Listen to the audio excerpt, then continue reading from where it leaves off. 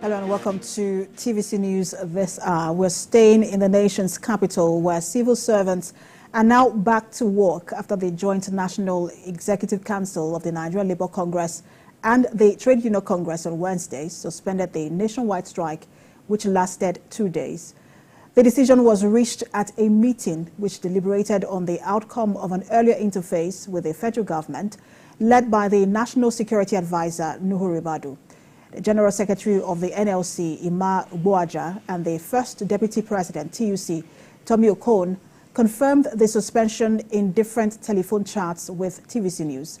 The organized labor said it got a commitment from the Nuhu Ribadu-led meeting that those arrested for the physical assault on NLC President Joe Ajaero will be prosecuted. Now, as part of the take-home from the federal government meeting, the National Security Advisor, Nuhu Ribadu, promised to bring both parties back to the table to iron out all issues in dispute. I spoke with our National Assembly correspondent, Joke Adisa, earlier on the news. Here at the National Assembly, regular activities have kicked off. If you can see behind me, vehicles are being allowed in freely.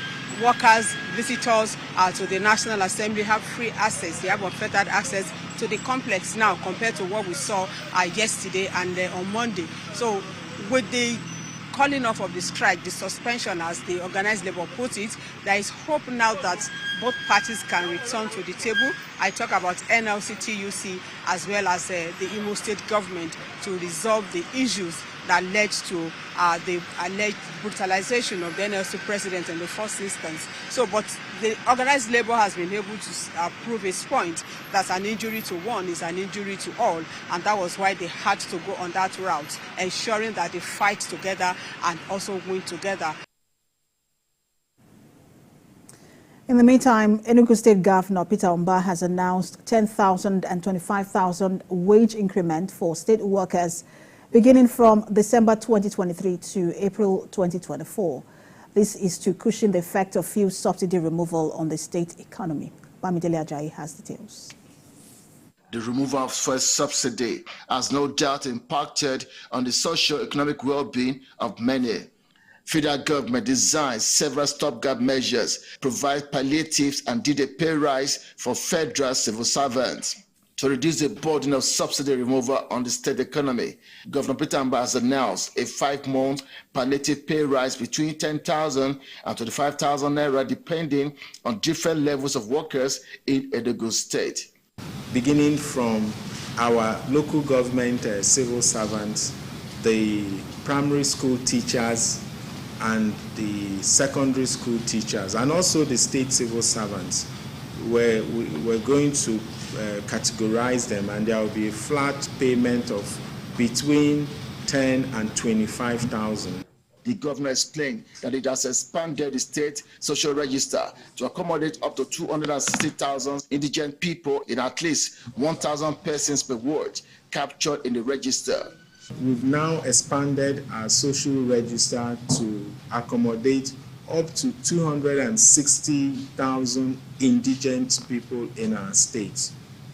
And this was about 40-something we've moved from where it was at 43,000 now to 260,000. Labor union leaders expressed joy, emphasizing that this was achieved without protest. Honestly, we are not expecting this. It is not everywhere. But what we are going home today is a welcome development. What we have been clamoring for, what we have been praying for. In the past, you have to beg, you have to lobby. But this one just came on its own. The state government had earlier carried out intervention programs by providing rice, grains, palliative to indigent families as measures to reduce the effect of subsidy removal on the people. Governor Mbah seized the medium to announce what the state is doing in the education sector by constructing 260 smart schools with teachers' quarters to enhance proximity to school and back on an aggressive program to provide access to basic needs like water and end open defecation, and mark 1.5 billion naira to carry out community development programs. Bamidele Ajayi, TVC News, Enugu.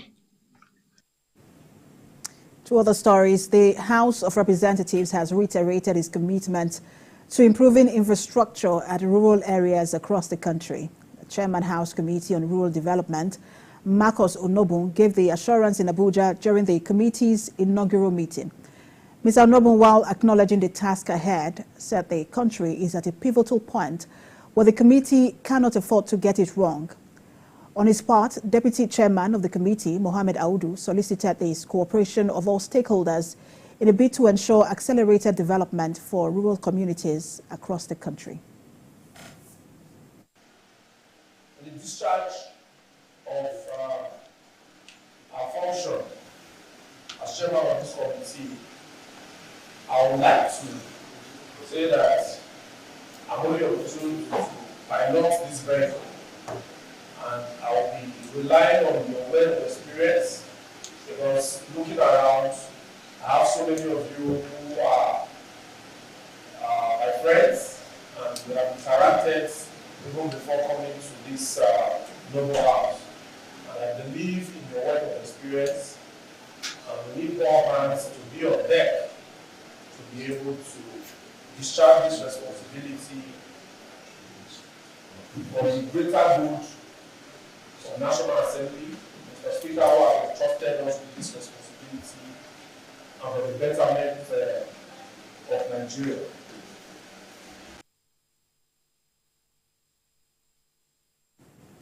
And today is the International Day for Tolerance. The commemoration is believed to serve as a catalyst to keep educating and reminding people of the very need to embrace tolerance in every sphere of life.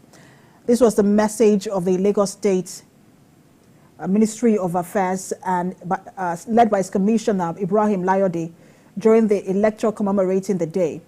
The United Nations Educational, Scientific and Cultural Organization, UNESCO, set aside 16th of November every year to generate public awareness on the dangers of intolerance in the society.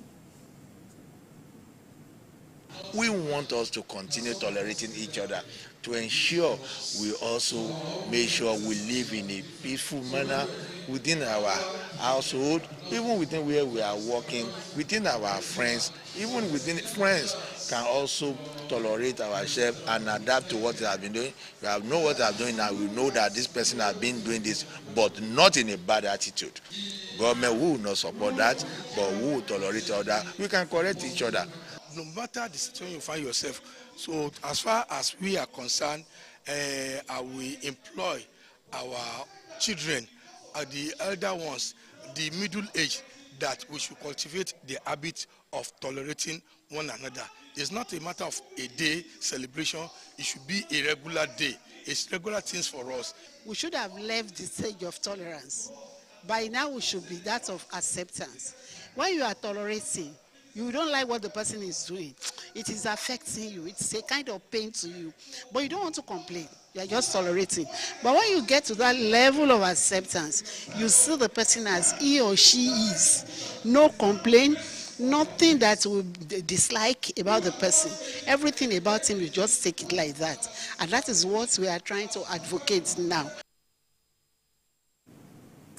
And now to Nasarawa State, where security agencies there have resolved to introduce checkpoints for stop and search across tertiary institutions as part of measures to curb the spate of abduction of students and lecturers.